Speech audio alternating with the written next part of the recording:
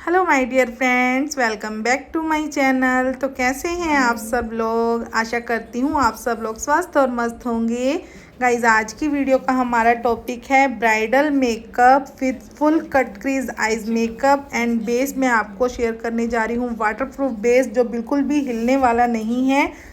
Makeup start करने से पहले मैंने आपको इनका before and after look share कर दिया है ताकि आपको पता हो कि मेकअप होने के बाद कैसा लग रहा था। और गाइज, अगर आपको ये मेकअप अच्छा लग रहा हो, अगर आप इंटरेस्टेड हो कि मैंने कौन कौन से मेकअप प्रोडक्ट यूज़ करके इनका मेकअप किया है, किस तरीके से मैंने आईज मेकअप किया है, तो फुल ट्यूटोरियल मैं आप लोगों के साथ शेयर करूंगी with product knowledge, with brush knowledge की कौन कौन सी चीज़ें मैंने यूज़ की हैं।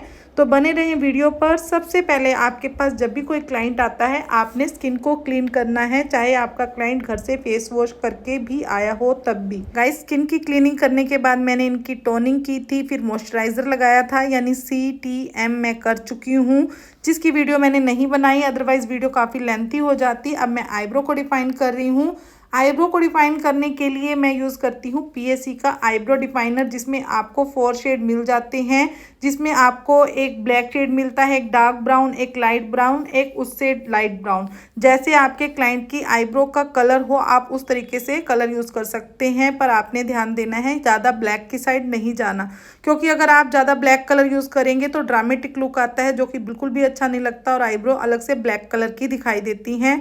मैंने यूज़ किया था क्लाइंट की स्किन पर डार्क ब्राउन कलर का। जब भी आप आईब्रो को डिफाइन करते हैं तो आपने मिड से स्टार्ट करना है, ना ही ज़्यादा आगे से स्टार्ट करना है, ना ही पीछे से। उसके बाद आपने अच्छे से स्पूली से सेट कर देना है। अब मैं यूज़ कर रही हूँ कंसीलर। कंसीलर मैंने फॉरएवर 52 ब्रांड का लिया है, जो कि बहुत अच्छा है, काफ़ी अच्छा है, फुल कवरेज है, बिल्कुल भी क्लाइंट की स्किन पर क्रीजिंग नहीं होती। अच्छे से कंसीलर लगाने के बाद मैंने कंसीलर ब्रश का यूज़ किया है प्रॉपर तरीके से प्रोडक्ट को ब्लेंड करने के लिए। गाइज, आप प्रॉपर तरीके से अच्छे से ब्लेंड करने के लिए ब्रश का यूज़ करेंगे तो एक अच्छी सी शार्प लुक आ जाती है। अगर आपके पास ब्रश नहीं है तो आप फिंगर से भी कर सकते हैं, ज़रूरी नहीं कि आपके पास ब्रश हो। आपने एक्स्ट्रा कंसीलर को अच्छे से सेट कर देना है ताकि आपका आइज मेकअप पैची ना हो, अदरवाइज क्या होगा, कंसीलर क्रीज कर जाएगा। आपने जब कंसीलर लगाना है, क्लाइंट को आइज क्लोज रखने के लिए बोलना है, उसके बाद पाउडर से लॉक कर देना है, क्योंकि पाउडर लॉकिंग नहीं करेंगे तब भी आपके आई शेडो के कलर कंसीलर में मिक्स होने के चांसेस होते हैं। पाउडर लॉकिंग आपने हल्के हाथ से करनी है। पाउडर लॉकिंग के लिए आप ब्रश का यूज़ कर सकते हैं। मैंने छोटा पिज़्ज़ा पफ यूज़ किया है, जो कि नॉन ब्रांड है। अब मैंने ली है हुडा ब्यूटी की पैलेट, उसमें से लाइट ब्राउन कलर का यूज़ किया है as a transition shade. Eyes makeup में सबसे पहले आपने लाइट कलर से ही स्टार्ट करना होता है अगर आप ऊपर से आइज मेकअप स्टार्ट कर रहे हैं। कभी भी आपने बहुत सारा कलर लेकर काम नहीं करना, थोड़ा थोड़ा कलर लेके आपने ब्लेंड करना है। ब्लेंडिंग आपने सॉफ्ट हैंड से करनी है, ज़्यादा प्रेशर डालकर आप ब्लेंडिंग ब्रश को नहीं चलाएंगे। अब मैंने उससे थोड़ा सा डार्क ब्राउन शेड लिया है क्रीज लाइन पर, और क्रीज लाइन पर लगाकर ब्लेंड कर रही हूँ। हल्के हल्के हाथ से ब्लेंडिंग करनी है। थोड़ा थोड़ा प्रोडक्ट लेकर आपने कलर की इंटेंसिटी को बढ़ाते जाना है। ये जो मेरी क्लाइंट है, इनकी आइज़ काफ़ी छोटी हैं और हमें इन पर इनकी आंखें थोड़ी बड़ी दिखानी थी, पर बड़ी दिखाने में क्या है, फुल कट क्रीज हमें ऊपर तक लेके जाना पड़ता, पर इनकी आइज़ जो हैं काफ़ी लूज भी हैं, जल्दी ही स्किन पर जाकर टच हो रही थी। इनकी स्किन आपस में टच होने की वजह से हमने ज़्यादा ऊंचा कट क्रीज नहीं किया था। अब मैंने यूज़ किया है डार्क मेहरून शेड का हुडा ब्यूटी की पैलेट में यूज़ कर रही हूँ। आपके पास जो भी पैलेट अवेलेबल हो आप उसका यूज़ कर सकते हैं। अगर आप अफोर्डेबल में जानना चाहते हैं तो स्विस ब्यूटी की पैलेट काफ़ी अच्छी हैं, उसमें आपको छोटी छोटी पैलेट मिल जाती हैं, 100 या फिर 200 रुपीज़ की आती हैं। 2-3 पैलेट ले लें, यू आर सॉर्टेड। उसमें आपको colourful eyes makeup, bridal eyes makeup and smoky eyes makeup के काफ़ी सारे कलर मिल जाते हैं। ब्लेंडिंग करने के लिए ब्रश जो मैं यूज़ कर रही हूँ, लंडन प्राइम के ब्रशेज़ हैं, काफ़ी अच्छे हैं पर थोड़े कॉस्टली पड़ते हैं। अगर आप चाहते हैं अफोर्डेबल ब्रश से आप मेकअप करें तो आप स्विस ब्यूटी के ब्रशेज़ यूज़ करें, बहुत अच्छा रिजल्ट है। और गाइज, अगर आप चाहते हैं कि आप ब्रशेज़ अलग से परचेज़ करें, पूरा सेट और सस्ता भी हो, टिकाऊ भी हो, तो आप बेली के ब्रशेज़ यूज़ कर सकते हैं, जिसमें आपको 30 पीसेस का सेट 2500 रुपीज़ में मिल जाता है। आपको एक ब्रश 100 रुपीज़ से भी कम का पड़ता है, जिसका बहुत अच्छा रिजल्ट है। जल्द ही मैं आप लोगों के साथ उस ब्रश का भी रिव्यू शेयर करूँगी। प्रॉपर तरीके से क्रीज लाइन डिफाइन हो चुकी है। अब मैं कर रही हूँ कट क्रीज। कट क्रीज करने के लिए मैंने लिया है डर्मा का D3 शेड, जो कि काफ़ी लाइट शेड है। डर्मा की पैलेट्स में D4 से शेड शुरू होता है। D3 शेड मैंने अलग से परचेज़ कर रखा है, काफ़ी फेयर है। और अब मैंने क्लाइंट की आइज़ पर मोटा सा लाइनर टाइप में उसे लगाकर ऊपर देखने के लिए बोला। जहाँ तक उनकी आइज़ टच हुई वहीं पर मैं इनकी क्रीज लाइन डिफ़ाइन कर रही हूँ। आपने इस तरीके से क्रीज लाइन डिफ़ाइन करनी है। वैसे तो मैं इनकी ऊपर तक क्रीज लाइन डिफ़ाइन कर सकती थी, पर इनकी जो आइज़ हैं काफ़ी फ्लफ़ी हैं। नीचे की साइड इनकी स्किन झुक जाती है जब हम कट क्रीज को ऊपर तक ले जाते हैं तो ऐसे में जितनी नॉर्मल इनकी आइज़ हमें बाहर निकालनी थी, यानी कि जितनी नीचे टच ना हो इतना ही हमने इनकी आइज़ को कट क्रीज किया है। अगर आपके पास कोई ऐसा क्लाइंट आ रहा है जिनकी स्किन ऊपर उठी हुई है, टच नहीं हो रही, तो आप कट क्रीज और ऊपर तक लेके जा सकते हैं। पर मैंने इनकी कट क्रीज इतनी ही दी थी जितनी कि इनकी स्किन पर कट क्रीज की नीड थी। और प्रॉपर तरीके से कट क्रीज करने के लिए आपने क्लाइंट की आइज़ पर कट क्रीज का कंसीलर पहले लगा लेना है लाइनर टाइप में, फिर ऊपर देखने के लिए बोलना है, फिर आपने कट क्रीज तैयार कर देनी है। अगर आप इस तरीके से कट क्रीज तैयार करेंगे तो आपकी दोनों साइड की कट क्रीज इवन तैयार होगी। अब मैं यूज़ कर रही हूँ गोल्डन प्लस कॉपर शेड, जो मिक्स होता है फुल कट क्रीज पर, जिसे मेटेलिक शेड भी कहते हैं। अच्छे से लगा रही हूँ। इसके लिए मैंने यूज़ किया है फ्लैट ब्रश का। गाइस, जब भी आप मेटेलिक शेड यूज़ करें तो उसके लिए आपने कभी भी ब्लेंडिंग ब्रश का यूज़ नहीं करना। ब्लेंडिंग ब्रश से क्या होता है, मेटेलिक शेड लग ही नहीं पाते, क्योंकि यह एक शिमर होता है, इसमें कोई अपना कलर नहीं होता। तो ऐसे में आपने इसे हमेशा फ्लैट ब्रश से लगाना है और इसे आपने पैड पैड करके लगाना है, यानी डिपॉजिट करना है। डिपॉजिट करते समय भी आपने ध्यान देना है कि आप इसे भी हल्का हल्का ब्लेंड कर देंगे, ऐसा नहीं कि आपके पैच बन जाए। आपने इसे अच्छे से फ्लैट ब्रश से ही ब्लेंड करना है, जैसा कि आपको वीडियो में दिखाया गया है। गाइस, जब भी आप शिमर शेड यूज़ करते हैं तो उसके बाद हमारा जो आउटर कॉर्नर होता है वह खाली खाली सा लगने लगता है, वहाँ हार्श लाइन दिखने लगती है। तो ऐसे में आपने वहाँ पर कोई डार्क कलर ज़रूर यूज़ करना है। मैं यूज़ कर रही हूँ फॉरएवर 52 की पैलेट में से डार्क ब्राउन कलर का, ताकि मेरी ब्राइड की आइज़ में थोड़ा सा स्मोकी इफ़ेक्ट आ जाए। आपने इस कलर को हमेशा ग्लिटर यूज़ करने से पहले ही लगा देना है, ऐसा नहीं कि आप ग्लिटर यूज़ करने के बाद डार्क कलर लगा रहे हैं। अगर आप ग्लिटर यूज़ करने के बाद डार्क कलर यूज़ करेंगे तो ऐसे में आपका ग्लिटर वहाँ से हटने के चांसेस होते हैं, क्योंकि वहाँ पर जब ब्लेंडिंग ब्रश चलेगा तो ग्लिटर वहाँ से ऑटोमेटिकली हट जाता है।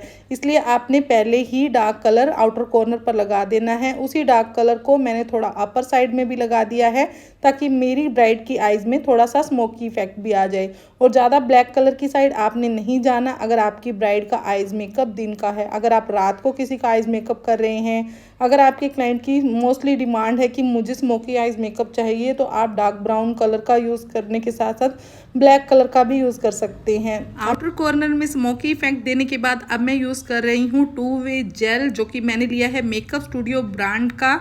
गाइस, जब भी आप ब्राइडल की आइज़ में चाहे सिंपल मेकअप में ग्लिटर को चिपकाते हैं तो उसके लिए 2 वे जेल का यूज़ किया जाता है। 2 वे जेल से आपके ग्लिटर बहुत अच्छे तरीके से लग जाते हैं, काफ़ी लंबे टाइम तक स्टे करते हैं, आपके क्लाइंट के फेस पर बार बार झड़ते नहीं हैं। अगर आप बिना 2 वे जेल के ग्लिटर लगा देते हैं तो वह तो कई बार चिपक तो जाते हैं, पर थोड़ी देर में ही उनका फॉल आउट होने लगता है, जो कि काफ़ी बुरा लगता है। तो ऐसे में 2 वे जेल लगाने के बाद ही आपने ग्लिटर लगाने हैं। ग्लिटर मैंने लिए हैं क्रायोलॉन ब्रांड के, सुपर फाइन नाम से आते हैं, गोल्ड और कॉपर मिक्स है इसमें, काफ़ी अच्छा है। अच्छे तरीके से उसे चिपका दिया है। और गाइस, उसके बाद मैंने एक गोल्डन कलर की आईलाइनर की लाइन दी है, जैसे गोल्डन और सिल्वर आईलाइनर आते हैं ना, तो लाइन सी क्रिएट कर दी है ताकि आइज मेकअप काफ़ी इन्हेंस होकर दिखाई दे। अब मैं यूज़ कर रही हूँ ब्रोबोन को हाईलाइट करने के लिए सिल्वर और गोल्डन कलर मिक्स, और अच्छे से ब्रोबोन को हाईलाइट कर दिया है।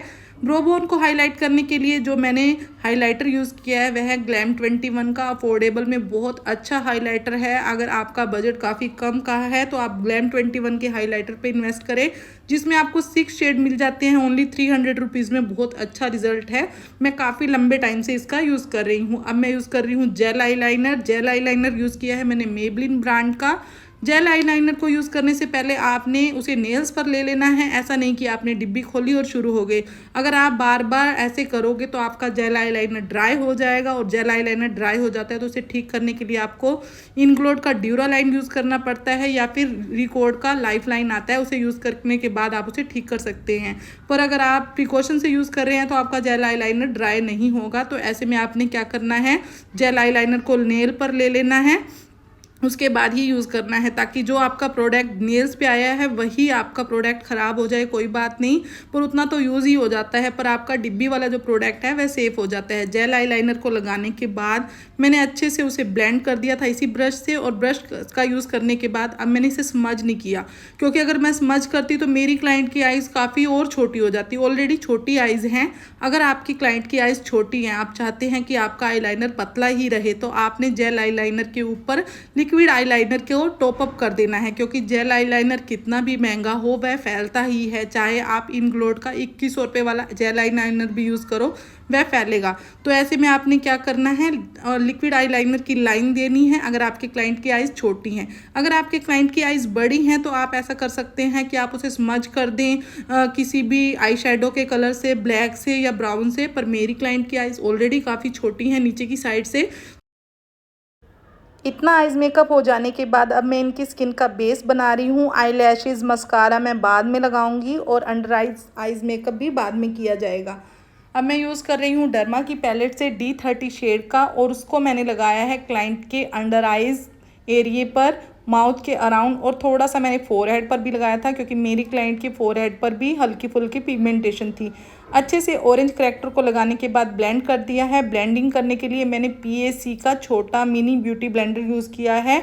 आपने बिल्कुल हल्की हल्की सॉफ्टली ब्लेंडिंग करनी है। आपका प्रोडक्ट अपनी जगह से हटना नहीं चाहिए अगर आप करेक्टर का यूज़ कर रहे हैं। अदरवाइज़ आपने बहुत ज़्यादा ब्लेंडिंग कर दी और आपका करेक्टर ही हट गया तो आपको जो प्रॉब्लम आपके क्लाइंट की है वह हाइड नहीं होगी। ऑरेंज करेक्टर का यूज़ करने के बाद आपने डायरेक्ट फाउंडेशन का यूज़ नहीं करना। आपने क्लाइंट की स्किन टोन से 2 टोन डार्कर या फिर 1 टोन डार्कर कंसीलर लेना है और उस ऑरेंज करेक्टर को न्यूट्रलाइज कर देना है, कट कर देना है, हाइड कर देना है। तीनों में से आप कुछ भी समझ सकते हैं। अगर आप डायरेक्ट फाउंडेशन लगा देते हैं तो कई बार क्या होता है, क्लाइंट का जो बेस है या तो ऑरेंज दिखने लगता है या फिर येलो हो जाता है। तो आपने ध्यान देना है, कभी भी ऑरेंज करेक्टर के ऊपर आपने डायरेक्ट बेस नहीं बनाना, पहले से न्यूट्रलाइज करें। न्यूट्रलाइज करने के लिए मैंने यूज़ किया था डर्मा की पैलेट से DFD शेड का और क्लाइंट की स्किन पर लगा दिया था और हल्के हल्के उससे ब्लेंड कर रही हूँ।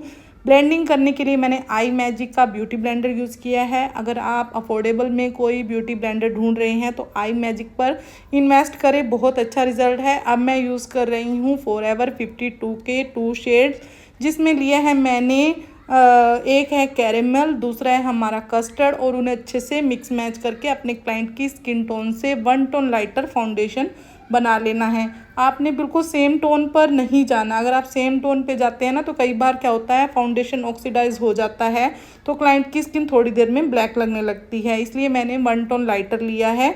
अगर आप सेम पे जाना चाहते हैं तो सेम भी जा सकते हैं, क्योंकि आपने नीचे न्यूट्रलाइजिंग कर ली है, कंसीलर का यूज़ किया है, तो उससे क्या है, स्किन टोन उठ चुकी है, तो आप 1 टोन लाइटर फाउंडेशन का यूज़ कर सकते हैं। फाउंडेशन एप्लीकेशन करने के लिए मैंने कोई भी ब्रश यूज़ नहीं किया, मैं फिंगर से ही इनके फेस पर फाउंडेशन की एप्लीकेशन कर रही हूँ। अगर आप चाहें तो यूज़ कर सकते हैं कोई भी ब्रश, बहुत सारी कंपनियाँ बनाती हैं फाउंडेशन ब्रश, पर मैं थोड़ा थोड़ा ही प्रोडक्ट मेरी क्लाइंट की स्किन पर लगा रही हूँ, क्योंकि इनकी स्किन जो है काफ़ी पतली है, बहुत ज़्यादा लेयरिंग की नीड इनकी स्किन पर नहीं है। जब आप फाउंडेशन का यूज़ करते हैं, अगर आप यूज़ कर रहे हैं फॉरएवर 52 का फाउंडेशन, ये थोड़ा सा थिक भी है और जल्दी ही ड्राई होने लगता है। अगर आपका फाउंडेशन थिक है, जल्दी ड्राई होने वाला है, मैट है, तो आपने क्या करना है, फाउंडेशन लगाने के बाद 1 साइड बहुत अच्छे तरीके से ब्लेंड कर लेना है, फिर आप दूसरी साइड फाउंडेशन लगाएंगे। अगर आप पूरे फेस पर एक बार फाउंडेशन लगा देते हैं तो आपका जो दूसरी साइड का फाउंडेशन है वह ड्राई होने लगता है, तो उसे ब्लेंड करना मुश्किल हो जाता है, पैच बन जाते हैं। अगर आप चाहते हैं कि आपके क्लाइंट के फेस पर पैच ना बने तो आपने थोड़ा थोड़ा फाउंडेशन लगाकर इस तरीके से ब्लेंड करते जाना है। यह मेरा तरीका है, आप अपने किसी भी तरीके से कर सकते हैं। अगर आपका जो फाउंडेशन है लुमिनस वाला है, थोड़ा सा वैसा है, रेडिएंट वाला है जिसमें जल्दी ड्राई नहीं होता, तो आप पूरे फेस पर लगाकर भी ब्लेंडर या फिर फाउंडेशन ब्रश का यूज़ करके अच्छे से ब्लेंड कर सकते हैं। पर मैं क्या करती हूँ, इस तरीके से ही लगाती हूँ और इसी तरीके से ब्लेंड करती हूँ ताकि ईजिली जो है फाउंडेशन की एप्लीकेशन भी हो जाए और क्लाइंट की स्किन पर पैच ना बने। फाउंडेशन को बहुत अच्छे तरीके से ब्लेंड करने के बाद अब हम करेंगे क्रीम हाइलाइटिंग। क्रीम हाइलाइटिंग करने के लिए मैंने यूज़ किया है लिक्विड कंसीलर, जो कि फॉरएवर 52 ब्रांड का है। गाइस, जब हम फाउंडेशन का यूज़ करते हैं तो हमारे जो नैन नक्श होते हैं छिप जाते हैं, जो हमारा फेस है बिल्कुल ब्लैंक सा दिखने लगता है। तो दोबारा से अपने रियल नैन नक्श को इन्हेंस करने के लिए हम यूज़ करते हैं हाइलाइटिंग करने के लिए लिक्विड कंसीलर का। आप क्रीम कंसीलर का भी यूज़ कर सकते हैं, पर अगर आप लिक्विड कंसीलर यूज़ करते हैं तो काफ़ी अच्छा रिजल्ट आता है, क्योंकि यह फुल कवरेज होते हैं और आपके क्लाइंट के जो नैन नक्श होते हैं एकदम से उठकर दिखाई देते हैं। ब्लेंडिंग आपने बहुत अच्छे तरीके से करनी है। गाइज, अगर आप कंसीलर लगा रहे हैं तो ब्लेंडिंग आपने बहुत फास्ट कर देनी है। ज़्यादा देर आपने कंसीलर लगाकर नहीं छोड़ना, क्योंकि ये जो कंसीलर होते हैं थिक होते हैं, जल्दी ही आपके क्लाइंट के फेस पर ड्राई होने लग जाएंगे, इसलिए आपने साथ के साथ इसे ब्लेंडिंग कर देनी है।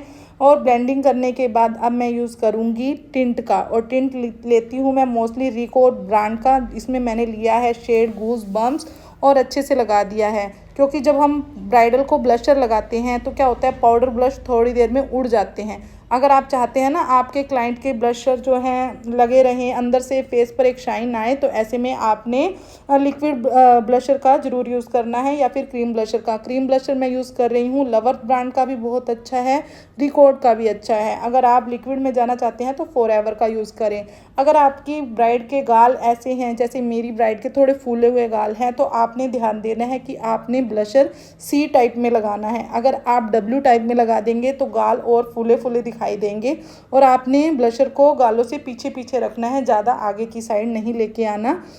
टिंट लगाने के बाद हमने पाउडर लॉकिंग कर दी थी, जिसकी क्लिप मिस हो चुकी है। अब मैं यूज़ कर रही हूँ कंटूर करने के लिए के ब्यूटी की पैलेट में से कंटूर का कलर जो है मीडियम, ना तो हम ज़्यादा डार्क की साइड जाएंगे ना ही ज़्यादा लाइट की साइड जाएंगे। अच्छे से आपने कंटूर कर देना है। कंटूर करने के लिए मैंने रैने का ब्रश यूज़ किया है, जो कि काफ़ी अच्छा है। कंटूरिंग करते समय आपने ध्यान देना है कि ज़्यादा डार्क कंटूरिंग ना करें, वो फिर ज़्यादा ड्रामेटिक लुक देती हैं। अच्छे से कंटूरिंग करनी है। नोज़ के पास आप कंटूरिंग कर दें। अगर आपके क्लाइंट की डबल चिन है तो उसे भी आपने बहुत अच्छे तरीके से कंटूर कर देना है, जैसा कि मैंने आपको वीडियो में करके दिखाया है। आप इस तरीके से कंटूर कर दें। और क्रीम कंटूरिंग को आप अवॉइड करें। अगर आपकी ब्राइड को ज़्यादा ही नीड है, किसी के ओवर ही नैन नक्श अजीब हैं, आपको ज़्यादा पतले दिखाने हैं, ज़्यादा मोटी नाक है, तो आप क्रीम कंटूरिंग कर सकते हैं। पर आप कोशिश करें कि आप पाउडर कंटूरिंग करें। पाउडर कंटूरिंग जो होती है नेचुरल दिखती है, उसमें ज़्यादा ऐसा नहीं लगता कि आपके क्लाइंट में के फेस पर आपने कुछ एक्स्ट्रा लगा रखा है। पर क्रीम कंटूरिंग के बाद जो नैन नक्श हैं थोड़े से अलग दिखाई देते हैं। आपको लग रहा है कि क्लाइंट के फेस पर नीड है तो आप क्रीम कंटूरिंग करें, अदरवाइज़ आप पाउडर कंटूरिंग से ही काम चला लें। मैं दोनों तरीके से काम कर लेती हूँ। जहाँ मुझे लगता है नीड है क्लाइंट के फेस पर कंटूरिंग करने की, यानी बहुत ज़्यादा नीड है, तो मैं क्रीम कंटूरिंग भी करती हूँ। पर मुझे लगता है कि क्लाइंट का फेस ठीक है, ज़्यादा की नीड नहीं है, तो मैं क्रीम कंटूरिंग को अवॉइड करती हूँ। फोरहेड को भी आपने कंटूर ज़रूर करना है, अदरवाइज़ क्या होता है फोरहेड का एरिया जो होता है वाइट वाइट दिखने लगता है, तो आपने फोरहेड पर भी कंटूरिंग करेंगे। ब्लशर लिया है मैंने आई मैजिक ब्रांड का, जो कि काफ़ी अच्छा है।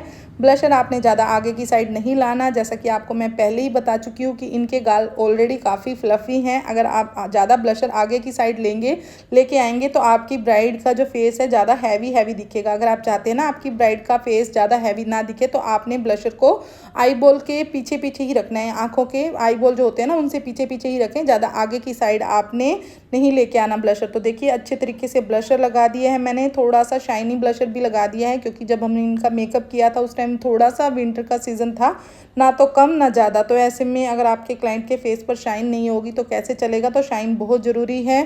कंटूरिंग मैं ऑलरेडी कर चुकी हूँ। अब मैं थोड़ा सा यूज़ कर रही हूँ पाउडर ब्रश का। अगर आपको लग रहा है ना कि आपके क्लाइंट के फेस पर ब्लशर ज़्यादा हो गया है, तो आपने खाली पाउडर ब्रश लेना है और इस तरीके से लगा देना है। लिपस्टिक की एप्लीकेशन करने से पहले आपने हमेशा लिप लाइनर का यूज़ करना है। मैं यूज़ कर रही हूँ स्विस ब्यूटी का लिप लाइनर और मेरी ब्राइड की डिमांड थी कि मुझे रेड लिपस्टिक चाहिए। जैसे आपकी ब्राइड की इच्छा हो आप उस तरीके से वर्क करें। अगर आपकी ब्राइड बोल रही है मुझे रेड चाहिए तो रेड दो, अगर मैरून बोल रही है तो मैरून दो। अगर आपकी ब्राइड ने आपको बोला कि मैम अपनी मर्ज़ी से कर दो तो आप अपनी मर्ज़ी से कर सकते हैं, अदरवाइज़ आप अपनी मर्ज़ी से उनको लिप शेड ना लगाएं, क्योंकि बाद में ब्राइड बोलती है कि मुझे लाइट करवानी है तो मुझे डार्क करवानी है। ऐसे में जब लिक्विड लिपस्टिक लग जाती है तो उसे लाइट और डार्क करना थोड़ा मुश्किल होता है। तो आप पहले ही ब्राइड से पूछ लें कि उन्हें कौन सा कलर चाहिए। मेरी ब्राइड की चॉइस थी कि मुझे रेड लिपस्टिक लगवानी है, तो ऐसे में मैंने रेड लिपस्टिक यूज़ की है। लिपस्टिक मैंने यूज़ की है फॉरएवर 52 ब्रांड की, काफ़ी अच्छी है, शो स्टॉपर नाम से आती है। 2 शेड मैंने परचेज़ कर रखे हैं, एक है 002, एक है 010। इसमें एक मैरून है, एक रेड है। अगर आप ब्राइड के लिए अच्छी लिपस्टिक देख रहे हैं, आप चाहते हैं कि आपकी लिपस्टिक वाटरप्रूफ हो, काफ़ी अच्छी लगे, तो आप इस लिपस्टिक का यूज़ कर सकते हैं। प्रॉपर तरीके से लिपस्टिक की एप्लीकेशन करने के बाद मैंने जहाँ जहाँ थोड़ी सी कमी दिख रही थी वहाँ पर लिपस्टिक को सेट किया था। आपने लिपस्टिक लगाई है तो आपने उसे चेक भी करना है कि आपकी ब्राइड की प्रॉपर तरीके से लिपस्टिक सेट हो। अगर आपको लग रहा है कि कहीं से लिपस्टिक फैल गई है तो आप कंसीलर का यूज़ करके उसे अच्छे से सेट करें। अब हम करेंगे इनकी आइज़ का मेकअप। हमने अंडर आई मेकअप नहीं किया, ना ही लैशेज़ लगाई, तो अब मैं कर रही हूँ बेकिंग। आपने बेकिंग ज़रूर करनी है अंडर आइज़ मेकअप करते समय। इससे क्या होगा, आपका थोड़ा बहुत जो फॉल आउट होगा उसे आप डस्ट आउट कर सकते हैं। और आपका जो पाउडर है, आप उसके बाद जब काजल वगैरह आइज़ के नीचे लगाएंगे ना, तो वह पाउडर उस काजल के साथ मिक्स हो जाएगा, तो आपका जो मेकअप है फैलने के चांसेस नहीं रहेंगे। अच्छे से मैंने यूज़ की है रिकॉर्ड ब्रांड की डार्क ब्राउन कलर की पेंसिल और उसे आउटर कॉर्नर पर लगा दिया है। पीछे पीछे, आगे तक नहीं लेके आना, आइज़ के कॉर्नर तक लगाया है। और उसे अच्छे से लगाने के बाद आप उसे ब्लेंड ज़रूर करेंगे। ब्लेंडिंग करने के लिए आपने कोई भी आई शेडो कलर यूज़ कर लेना है जो आपने ऊपर आइज़ पर यूज़ किया है। मैंने यूज़ किया है पहले डार्क ब्राउन कलर का, जो कि मैंने क्रीज लाइन पर यूज़ किया था। फिर उसके बाद उससे नीचे मैंने यूज़ किया था थोड़ा सा लाइट ब्राउन, जो कि मैंने सबसे ऊपर ट्रांजिशन शेड में यूज़ किया था। अच्छे तरीके से आपने लगाना है और उसे स्मज कर देना है। अगर आपकी क्लाइंट की आइज़ छोटी हैं तो आप ज़्यादा बड़े एरिया में स्मज ना करें। ऐसा ना लगे कि आपकी आइज़ मेकअप तो छोटा सा हुआ है और आपने नीचे तक आइज़ को फैला दिया। आप उतने ही उससे काम करें कि आपकी जो आइज़ हैं पूरे बैलेंस में दिखाई दे। और आपने जब आइज़ मेकअप करना है तो नीचे पाउडर में से बेकिंग ज़रूर करनी है। बेकिंग करने से आपको काफ़ी बेनिफिट मिल जाएगा। पहले ही मैंने बता दिया है, प्रॉपर तरीके से अंडर आइज़ मेकअप करना है। और ये जो मेरी ब्राइड है इनकी आइज़ छोटी हैं, तो आप जब छोटी आइज़ पर वर्क करते हैं तो आपने यूज़ करना है हमेशा लाइट कलर के काजल का। अगर आप आइज़ को ज़ोर से उठाकर दिखाना चाहते हैं, आपकी आइज़ बिल्कुल एकदम से उठी हुई दिखाई दे, तो आप वाइट कलर के काजल का यूज़ करें। पर अगर आप सटल लुक चाहते हैं कि ज़्यादा उठ के ना दिखाई दे, तो आप न्यूड काजल का यूज़ करें। मैंने यूज़ किया है PAC ब्रांड का न्यूड काजल, जो कि काफ़ी अच्छा है। वैसे मेरे पास वाइट कलर का भी है, पर मैंने इनके पर न्यूड यूज़ किया था क्योंकि इनका जो मेकअप था डे का था। अब मैंने आई लैशेज़ लगाने से पहले मस्कारा लगा दिया है। मस्कारा आपने आई लैशेज़ लगाने से पहले एक बार ज़रूर लगाना है, ताकि आपकी रियल आई लैशेज़ और फेक आई लैशेज़ के बीच में ज़्यादा गैप ना दिखाई दे। अब मैं लैशेज़ का माप ले रही हूँ। लैशेज़ को माप कर लेने के बाद मैंने थोड़ा कट किया था। अब मैंने आई लैशेज़ लगा दी हैं। आई लैशेज़ लगाने के बाद आपने इस तरीके से ब्रश से उसे सेट कर लेना है, क्योंकि कई बार देखा होगा आपने कॉर्नर उठ जाते हैं। अगर आप चाहते हैं ना आपकी ब्राइड के आईज मेकअप में आई लैशेज़ के कॉर्नर ना उठे, तो आपने आई लैशेज़ को अच्छे से ब्रश से सेट कर देना है। आई लैशेज़ लगाने के बाद मैं आईलाइनर की एक लाइन ज़रूर देती हूँ। कई बार आपने देखा होगा कई लोग पार्लर से रेडी होके आते हैं और जब आई लैशेज़ लगाते हैं तो उसके ऊपर लाइनर की लाइन नहीं दिखाई देते, तो ऐसे में क्या होता है उनका जो बैंड आई लैशेज़ का अलग से दिख रहा होता है। अगर आप चाहते हैं कि आपके ब्राइड का या फिर किसी भी लाइट मेकअप का बैंड अलग से विजिबल ना हो, तो आपने आई लैशेज़ लगाने के बाद उसके ऊपर एक आई लाइनर की लाइन ज़रूर देनी है, ताकि आपके आई लैशेज़ का बैंड अलग से दिखाई ना दे। इसके लिए आप मोस्टली लिक्विड आईलाइनर का यूज़ करें, क्योंकि जेल आईलाइनर से यह लॉकिंग नहीं होने वाली। मैंने यूज़ किया है रिकॉर्ड ब्रांड का लिक्विड आईलाइनर और प्रॉपर तरीके से उसे लगा दिया है। अगर आपकी ब्राइड की डिमांड हो तो आप विंग भी दे सकते हैं, पर अब क्या है विंग आईलाइनर बिल्कुल भी ट्रेंड में नहीं है। और मेरी जो इनकी आइज़ हैं ऑलरेडी थोड़ी सी इस टाइप में बड़ी हैं। अगर मैं विंग आईलाइनर लगा देती तो इनकी आइज़ लंबी लंबी दिखाई देने लगती, इसलिए मैंने विंग आईलाइनर नहीं दिया था। तो प्रॉपर तरीके से इनका आइज़ मेकअप डन हो चुका है, बेस मेकअप डन हो चुका है। और गाइज़ अगर आप मेरे चैनल पर फर्स्ट टाइम विजिट कर रहे हैं तो आपको मेरे चैनल पर मेकअप से रिलेटेड लॉट्स ऑफ वीडियोस मिलने वाली हैं। जल्द ही मैं मेकअप की एक सीरीज शेयर करने जा रही हूँ जिसमें मैं मेकअप की बेसिक नॉलेज आप लोगों के साथ शेयर करूँगी कि मेकअप करने से पहले आपको क्या क्या नॉलेज होना ज़रूरी है। मेकअप फिक्सर का मैंने यूज़ कर दिया था। मेकअप फिक्सर को ड्राई हो जाने के बाद ही मैं यूज़ करती हूँ हाइलाइटर मैंने यूज़ किया है फॉरएवर 52 ब्रांड का, जो कि काफ़ी अच्छा है। ये था मेरी ब्राइड का फाइनल लुक। बहुत प्यारी और बहुत क्यूट लग रही थी ये। गाइज़ अगर आपको मेरे चैनल की वीडियो यूज़फुल, नॉलेजफुल, इंटरेस्टिंग लगी हो, कुछ समझ में आया हो, अगर एक भी पॉइंट आपको समझ में आया हो, आपको कुछ नॉलेज मिली हो, तो प्लीज़ वीडियो को लाइक करना, शेयर करना, साथ में चैनल को सब्सक्राइब भी कर देना एंड बेल आइकन को ज़रूर प्रेस करना ताकि आने वाली लेटेस्ट वीडियो की नोटिफिकेशन आपको टाइम टू टाइम मिलती रहे। तो चलिए मिलते हैं आपसे किसी नेक्स्ट वीडियो में। Okay, take care, bye bye, thanks for watching, thank you so much for watching.